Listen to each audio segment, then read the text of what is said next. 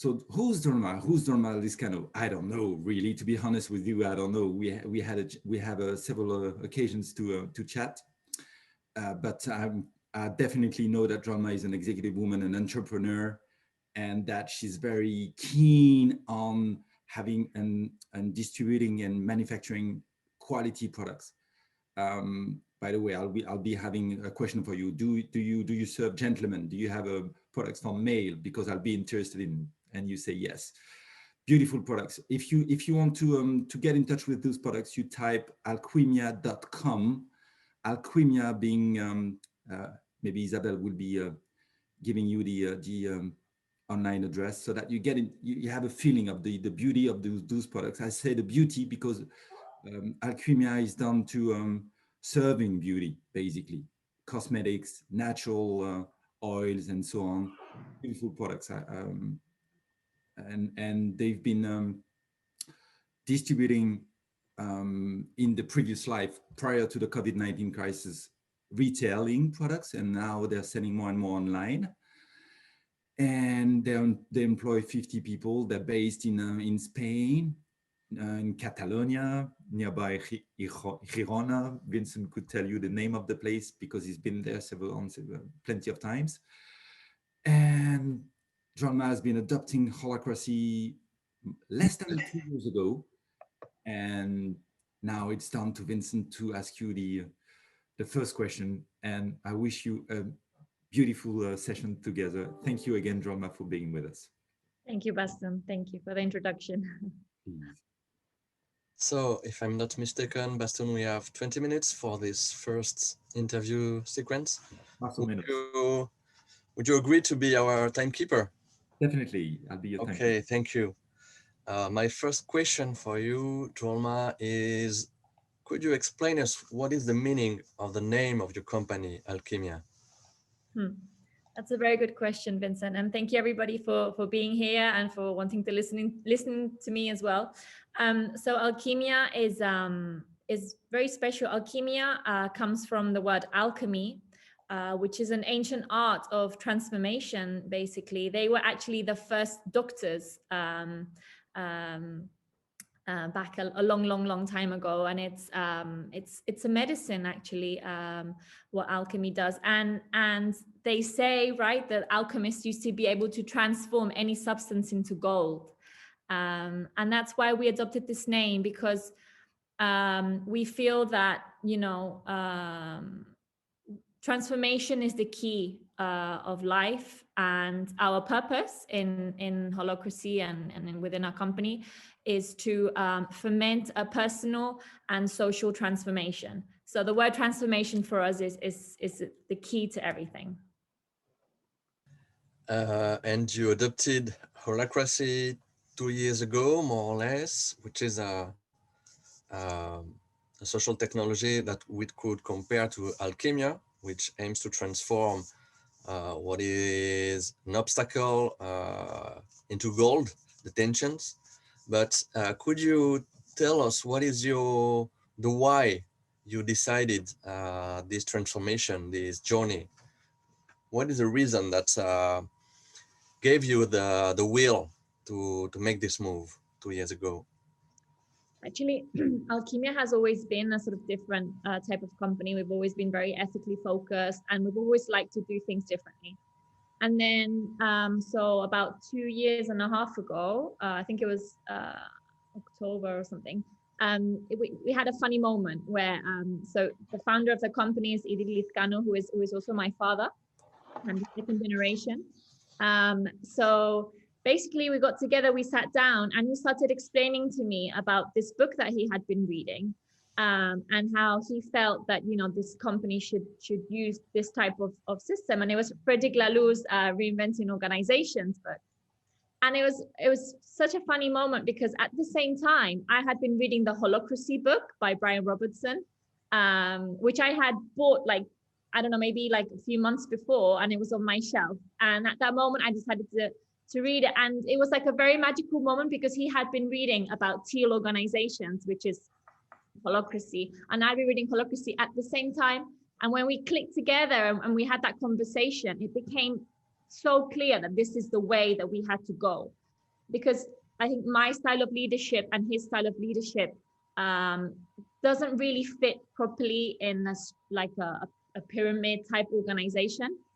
So it just kind of felt natural. And that year in December, I was already doing the Holacracy practitioner training. Was that fast? That was one of your first steps when you decided to make this move. You get to be trained. Yes. Yeah, well, before that, we did sort of investigate a little bit more, and we had a meeting with the whole company to explain what Holacracy was. And then we had a vote as well to see if people really wanted to really like this system and were happy to play this game. And yeah, and basically out of 50 votes, we had 49 yes and 1 blank vote. So we decided that, you know, we had to go for it. And yeah, so the first step was obviously getting somebody who's going to be sort of the Holacracy angel or the Holacracy leader in the company. So I decided that I thought it made more sense that I would assume that role.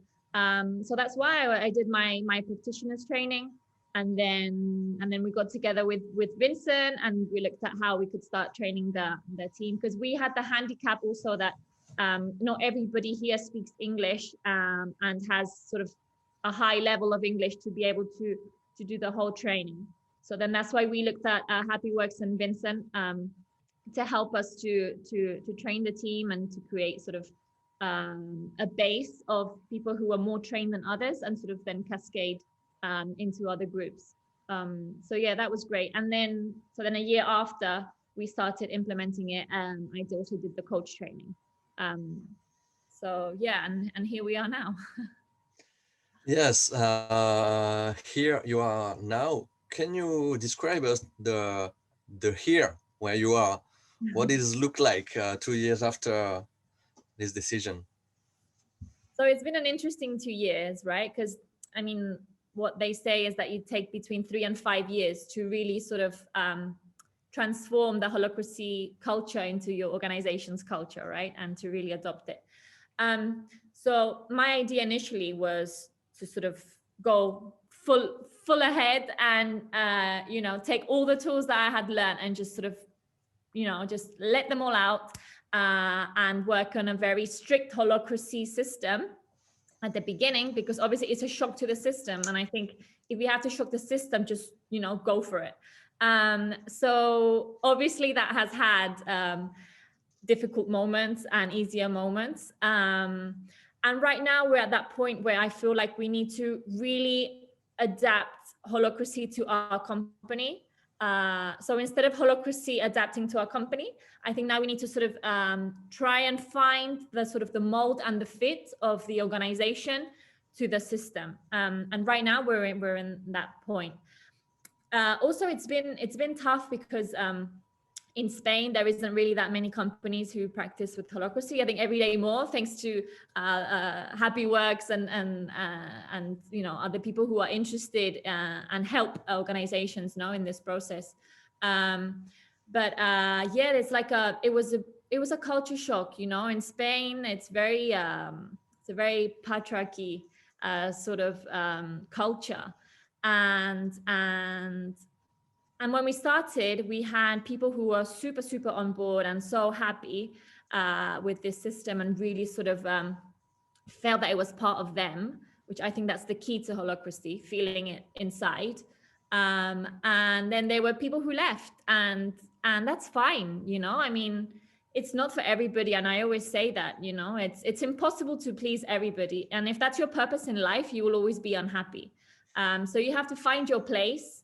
You have to understand yourself, and if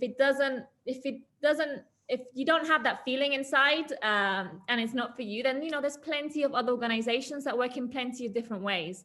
So yeah, so we've had those kind of problems, and I think the culture as well has been a challenge, and probably still will be a challenge for many years. But it's an interesting challenge. What is the influence of these cultural aspects, this cultural challenge? What could you share with us French people? I think Spanish people are known to be like really loud and really chatty, and it is actually like that. So that's one aspect of it, right? The fact that, you know, holacracy is very like direct. And actually, when I attended the first workshop with Brian Robertson in the Conscious Capitalism Congress that happened in Spain, which is the first time I touched on holacracy. My first initial feeling was, wow, this is very cold, right? It does feel very cold from the outside. If you look in, it feels cold. But and I think that's what people feel sometimes. And in Spain, people are so warm, you know, they like to chat, they like to talk, and now it's my turn. And then, you know, sort of all the like sort of amazing characters who want to explain, and also obviously people who have been directors, especially the founder, no, who has been sort of the top of the organization, and that's kind of like what we're forced to do in normal organizations, right? The one who talks louder, the one who talks stronger is the greatest leader. So I think this has been a really great challenge for us, sort of sticking to what you have to say. It's complicated, and cutting people off feels rude. So yes, sort of going from that really warmness to the really sort of I don't think it's cold. Now that I'm inside, I don't feel that it's a cold system. It's more direct, and that has been a real difficulty, tending to those rules, you know, and also the rule system, you know, people are like, oh, it doesn't matter, you know, now we're going to do this and now we're going to do that. Whereas I think French people know, or sort of the more like Northern Europe personalities different in that sense. And this has been the challenge. This has definitely been the challenge. Okay, and what are the benefits that you are observing, or the achievements that you are proud of 2.5 years after having taken this decision? In other words, is there good reasons to keep doing holacracy within Alqvimia from your point of view? Definitely. I wouldn't be able to go back to the other system. I feel like there's been like really great success stories. For example, I have it's one person, I think he has 3 roles. His main role is a designer. He used to be typical, you know, comes in at, you know, we do 7 till 3, comes in at 7, leaves at 7 on the dot. And I mean, works great while he's here, but, you know, don't ask him to stay 10 more minutes. And since holacracy, he's really taken on his responsibility and has gone so like far beyond what he used to before. Now he's like, you know, making sure that projects are on time. If he has to stay longer, he stays longer. He even comes on the weekend sometimes if we need him to do whatever. So I feel like there is great success stories. And I love that story because like I've felt it like, you know, next to me, and it's also a person who had been in the company for about 15 years. So it's not somebody new, you know, it's somebody who had really transformed himself thanks to holacracy.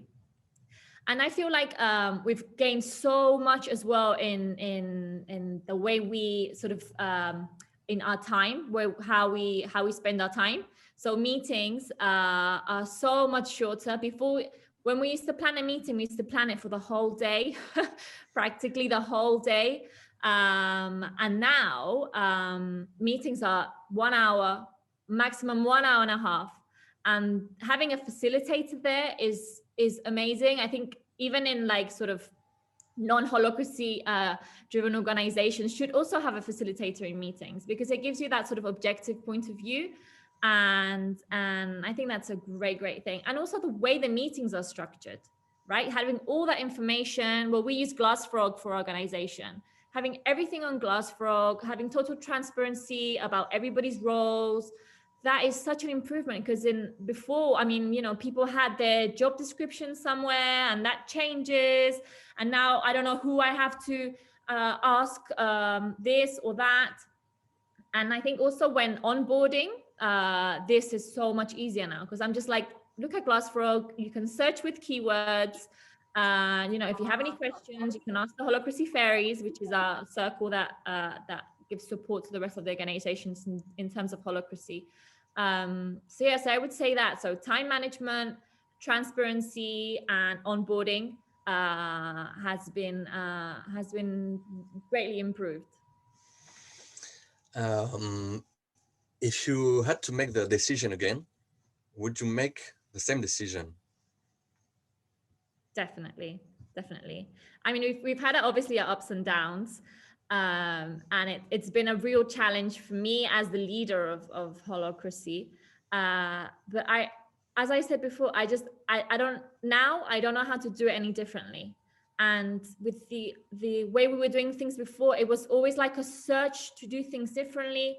It was always like, let's try this, let's try that. And then when we found Holacracy, it was like, it was what we had wanted to do in a structured way and in a way that works. And this is why now that I know Holacracy and I've tried it, I don't think I could go to another system. And the good thing about Holacracy is that it is adapted to your company and to your needs in that moment. And I think that's the beauty of it as well, right? And in a transparent way. I think that's great. I mean, right now we're 50 people, but I mean, if we were 150, 200, imagine having all of that transparency as well through the whole organization. For me, it's a definite yes. Okay, and for you, Drolma, as CEO, personally, in your position, is that its system does change something for you? In the way you work, in the way you feel in your position? What are the main transformation you experienced or not? I think that Holacracy is amazing for stress relief for CEOs. For me, it's definitely improved my quality of life personally. I also feel that when you start sort of delving into Holacracy and learning about it, you learn so much about yourself as well. And I think that Holacracy transforms you in a personal and a professional level. So it has changed me. Also, I'm a mother, and it has changed also my way of educating my children, how I communicate with them, how I ask them what they need. It has made me realize lots of things. And I think it's a great stress reliever as well. I mean, obviously I still have a great responsibility on my shoulders. But it's the way it's done, it's different. So for example, there are some circles that I don't even hear anything about, you know, because they work in cohesion, they sort out their tensions. No tensions arrive from certain circles. And for me, that's a great change, because before, I don't know, there was a lot of stress and having to be on top of everything. And with the system, I feel ease, that everything is going well. And the whole no news is good news has worked really good for my stress levels and for my role as well. Because if I'm not so stressed, then, you know, I can be more present and I can give the best of myself. I'm curious, can you give us an example of what did you change as a mother in your communication? I'm a quite less experienced father than you are, and I'm interested in your experience about it. I think mostly in when you learn about facilitation, right, and how you're supposed to you know, sort of hold the space for that person who's processing that tension. So for example, a child would be crying, right? So I hold the space and I will ask him, you know, what happened and what do you need? I think that what do you need for me is such a key word. What do you need? That most people don't think about that. You know, they always look for answers outside, but the answer is always inside. So I think this is one of the great changes where, you know, I always ask them what they need first of all, what happened, because that's sort of child psychology, right? They need to explain what happened so that they get it out. And also, what do they need, and how can they solve their problem? So for example, if they had a fight if one of them has had a fight with the brother, what happened, and what do you need right now? Do you need a hug?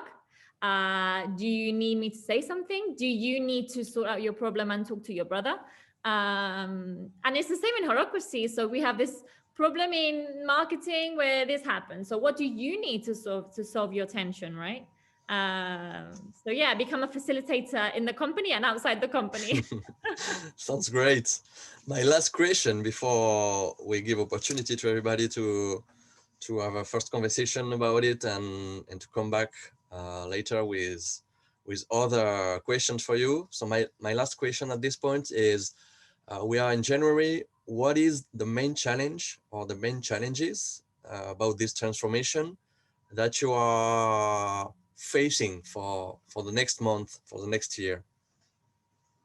Well, right now we're in a process of quite a few onboardings.